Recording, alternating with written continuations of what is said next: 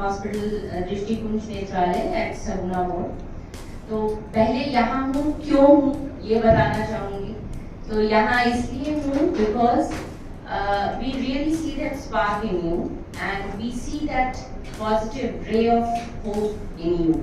इसलिए सारे डॉक्टर्स, क्योंकि अदरवाइज बिहार के डॉक्टर, जो बिहार की जो इंटेलेक्चुअल कम्युनिटी है, इज नोन फॉर इट्स, मैं विद इन इन्वर्टेड कॉमर्स बोलूँगी, फॉर इट्स एरोगेंस। जल्दी जाते नहीं हैं अब कहीं, लेकिन अगर यहाँ आए हैं तो, और वो भी अपना कीमती वक्त सब लोगों ने निकाला है, तो इसका मतलब है कि लोग, एक तो ये पहली सर्टिफिकेशन हो गया कि people are taking you seriously.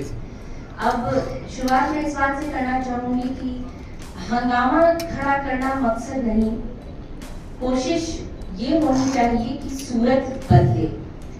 ये शायरी में ठीक लग सकता है सर, लेकिन राजनीति में नहीं। राजनीति में अगर जो एक एज अ कॉमन मैन, जो मेरा परसेप्शन है वो ये है कि राजनीति, और वो भी अगर बिहार की राजनीति की हम बात कर रहे हैं, तो हंगामा तो होना चाहिए सर। और हंगामा जब मैं कहती हूँ, तो हंगामे का ये मतलब नहीं है कि डिविजन पॉलिटिक्स, कास्ट, रिलीजन, दंगा फसाद नहीं। लेकिन बिहार इस मामले में मैं तो बोलूँगी आपका बहुत अच्छा चॉइस है। It is full of issues, भरे पड़े हैं यहाँ पर मुद्दे।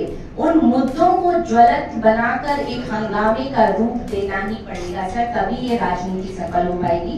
क्योंकि राजनीति में जाने के सिर्फ 3 ही रास्ते हैं जो आज तक मेरी समझ है। या तो आपके पास नेपोटिज्म का सर की सीढ़ी हो, जो नहीं है आपके पास। दूसरा, कोई बड़ा रेलेवेंट सोशियो पॉलिटिकल आपके पास सीढ़ी हो, तो अनफॉर्चुनेटली वो भी नहीं है। तो आपको सिर्फ और सिर्फ you need to capitalize on the weaknesses of this incumbent government. तो मेरा सवाल सिर्फ दे दिया आपने कि हाँ ऐसे करना है। मुझे लगता है कि एक हम लोग का भी कुछ स्पेसिफिक कंसर्न है जो कि इस गैदरिंग के लिए ज़्यादा रेलेवेंट है। कि कुछ कंसर्न है related to health, medical education and medical health. Health में भी जैसे हम लोग की प्रैक्टिस होती है वायलेंस अगेंस्ट डॉक्टर या उस सब होता है, उसके बारे में भी कुछ अगर आप या अरुण सर हैं बगल में, we had discussion quite a few times, recently भी हमने किया है। तो उस एंगल पे हम लोग का क्या होना चाहिए, नॉट ओनली राइट सर। ऐसा है तो पूरी रात मेरा बहुत सिंपल क्वेश्चन है कि जब से हम लोगों ने थोड़ा समझना, मतलब when we were growing, और जब से समझ में थोड़ा पॉलिटिक्स आने लगा, तब से लगा कि बिहार में रियल सेंस में एक अच्छे पॉलिटिशियन, जो कि एक्चुअली आमूल-चूल परिवर्तन जिसको कहते हैं ना, उसकी जरूरत है। क्योंकि बीमारू ये सच में बीमार हो चुका है। It's a fact. मैं बहुत हो सकता है बहुत लोग हमसे एग्री नहीं करें, लेकिन मैं तो यही मानती हूँ कि we are living in a real बीमार स्टेट, जहाँ पे पिछले कुछ साल में थोड़ा क्राइम तो कंट्रोल हुआ है, but still we are lagging much behind even with our neighbouring state like Uttar Pradesh and West Bengal in many things. तो अब हम लोग कैसे ये एश्योर्ड फील करें कि we are not going to waste our vote, what points of minute we can take along with us, so that कि हम assured हो गए कि हाँ हमने सही में अच्छा आदमी चुन रहे हैं और वो शायद अच्छा काम करें। मतलब this dilemma we have come here. Actually I have come here. Thank you. के लिए आपने काम किया है, तो पहले से हमेशा एक सवाल उठता है कि अपना फाइनली आपने कार्य जो स्तर को आपने बिहार से ही क्यों शुरुआत करनी चाहिए। अभी तक you are trying to make people come forward, अब आप चाह रहे हैं कि यहां से आप करें। और आप क्या देखते हैं भारत में बिहार का भविष्य, कि बिहार को कहीं ना कहीं एक बीमारू राज्य के रूप में हमेशा देखा गया है। हमेशा यह सोचा जाता है कि बिहार कहीं कुछ नहीं कर सकता है, जबकि हम अपने आप में काफी सक्षम हैं, हम कर पाते हैं, लेकिन दुनिया हमको नहीं मानती। आज भी हमको लगता है कि कहीं ना कहीं देखा जाता है बिहार को बहुत हेय दृष्टि से। मैं भी करीब 73 देश में जाके व्याख्यान दे चुका हूँ, हमेशा जहां भी गया हूँ, oh you are from Bihar, जब बातें शुरू हो जाती तब वो मानते हैं कि शायद मैं बिहार से नहीं हूँ, दूसरे जगह से हूँ। तो आपको क्या लगता है बिहार को कैसे आप, अभी तक तो उन्होंने बहुत सारे पार्टियों को दिया है सर, उन्होंने जो भी कार्य किया है वो तो सबको मालूम है, लेकिन कैसे हम अपने आप को अलग दिशा में पेश कर सकते हैं। और आपसे बहुत कुछ आशाएं हैं, एक आम आदमी की बात करना चाह रहा हूं, मैं डॉक्टर के रूप में नहीं बात कर रहा हूं, मैं आम आदमी के रूप में बात कर रहा हूं। आशाएं बहुत हैं, उस आशाओं को कैसे आप जीवित कर पाइएगा बिहार के संदर्भ में, जहां की आज भी जाति, उससे निकलना बड़ा ही मुश्किल हो जाता है। विकास की बातें लोग इलेक्शन में करते हैं, वोटिंग होता है उसी लाइन से, उस जो भी परिधि है उसको कैसे आप छोड़ के आगे निकाल पाइएगा, हम लोग की मानसिकता को कैसे बदला। I am talking about all, not only affluent class, सबके बीच में वो है।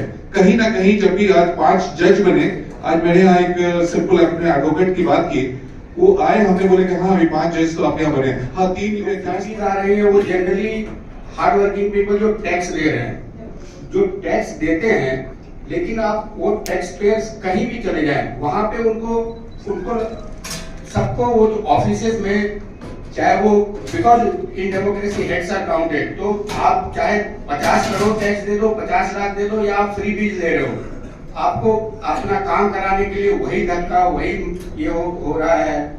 तो फिर लगता है कि जो मेहनत कर रहे हैं, थोड़ा टैक्स दे रहे हैं या डेवलपमेंट के लिए आगे आ रहे हैं, तो उसमें थोड़ा सा एक होना चाहिए some kind of some appreciation for the people who is paying taxes. He should be appreciated and something should be done about those people who are basically that paying taxes, and some no discrimination, at least in the offices where they are going for work there should be some priority, or like जैसे bank में होता है priority counter, तो उस तरह से कुछ हो जाए तो बड़ी अच्छी बात हो जाएगी। Thank you sir.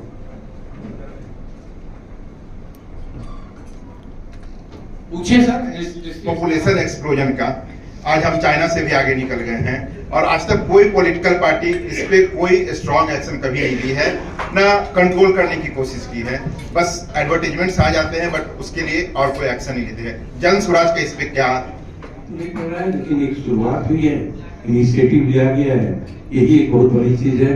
अच्छी बातें कर रहे हैं, अच्छे से काम कर रहे हैं, अच्छे लोगों को अपने साथ लेके चल रहे हैं, लेकिन कहीं ना कहीं इनको देखना भी पड़ेगा कि जहाँ काम किए हैं उसका मेजरेबल इम्पैक्ट कितना पड़ रहा है, इन्फ्लुएंस करते हैं पब्लिक को। शॉर्ट में हम ये जान चाहते हैं कि आप विचारधारा जो लेके चल रहे हैं, इस तीनों में कौन सी है, या ऐसी कुछ अलग नहीं है?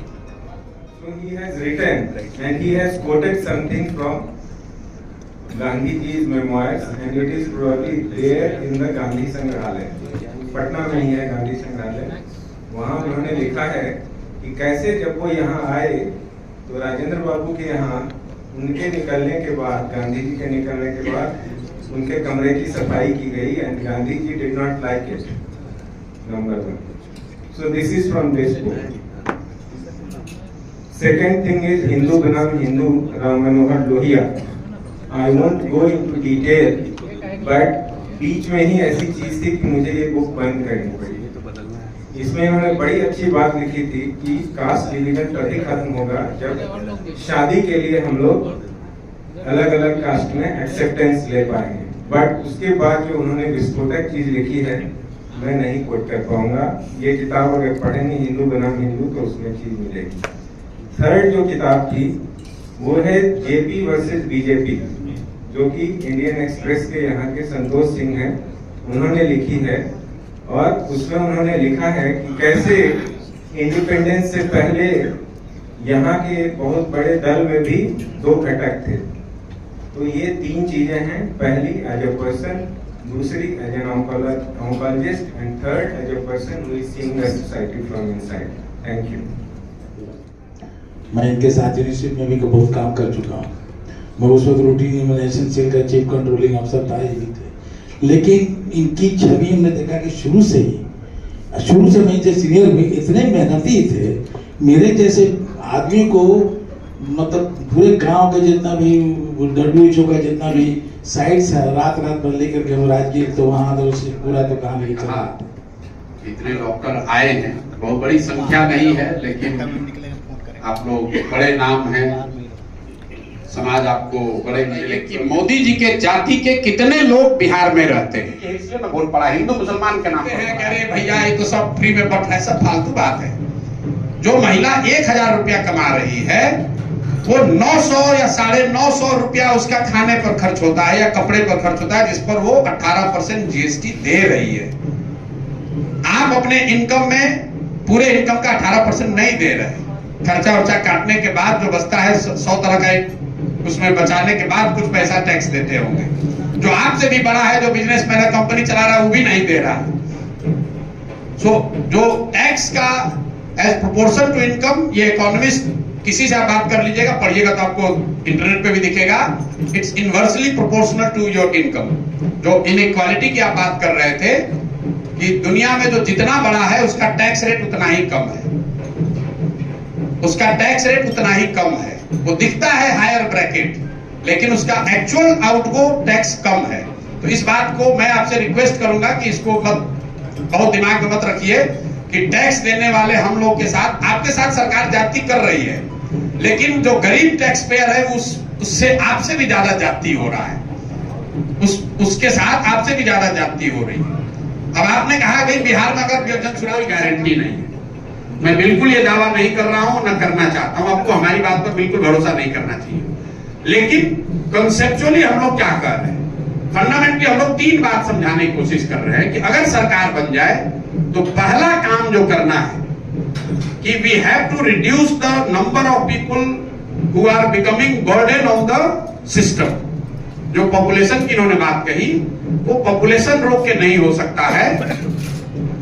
15 साल से कम उम्र का बच्चा अगर उसको पढ़ा दिया जाए अच्छा, तो वो सिस्टम पर बोझ नहीं है। हम लोग साधारण परिवार से आए हैं, सरकारी स्कूल में पढ़े हैं, लेकिन अगर 10वीं क्लास तक आप अच्छा पढ़ गए तो जीवन में कभी आप पेंशन के लिए, नाली गली के लिए व्यवस्था पर बोझ नहीं बनेंगे।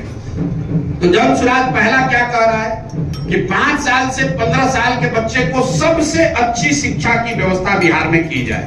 अब ये नारा नहीं है, इस पर जो हम लोग कैसे ये होगा ये आपको बताएंगे। दूसरी बात कि जो 15 साल से 55 साल 50 साल का है, अब अगर आप शिक्षा व्यवस्था सुधार भी दीजिए तो उसका जीवन नहीं सुधरने वाला, वो वापस स्कूल में तो जाएगा नहीं। उसका जीवन कैसे सुधरेगा? उसका जीवन सुधरेगा उसके हाथ में पूंजी की उपलब्धता से। उसको पूंजी मिल जाए तो जो आज लेबर है वो थोड़ा छोटा एंटरप्रेन्योर, छोटा व्यवसायी हो सकता है। और तीसरी बात हम लोग कह रहे हैं कि जो 55-60 से ऊपर का है उसको बेसिक डिग्निफाइड लाइफ मिले, उसके लिए बिहार के पास इतना पैसा है कि उसको 2000 रुपया महीना दिया जाए, ताकि वो कम से कम उसको खाने जीने का लाला ना पड़े। अब इसमें तीसरा वाला तो सीधा है, पहले 2 की मैं आपको बात बता रहा हूँ। शिक्षा सुधरेगा कैसे? बिहार में रास्ता टोटली जाम, टोटल जो एंट्री। पटना में कितने डॉक्टर होंगे? पटना में तो होंगे सर, हमको पता है 1000 से ऊपर होंगे सर। कितने डॉक्टर यहाँ हैं? सर 50। सारे डॉक्टर्स को सुधार चाहिए, किसी को कुछ करना नहीं है, बैठे बैठे सुधार होना चाहिए। सही बात है सर, इसलिए तो सर वहां से आए हैं सर, रिस्पॉन्सिबिलिटी के साथ आए हैं और जिम्मेवारी लेते हैं इसकी सर कि बेगूसराय जैसी जगह पर सर हम लोग प्रयासरत हैं सर। और जितने यहाँ डॉक्टर हैं सर, जब से हम जन स्वराज ज्वाइन किए हैं, प्रयास रहा है कि हम इसके सिद्धांतों को लोगों तक पहुंचाएं। जो हमारे 25, 30, 50 पेशेंट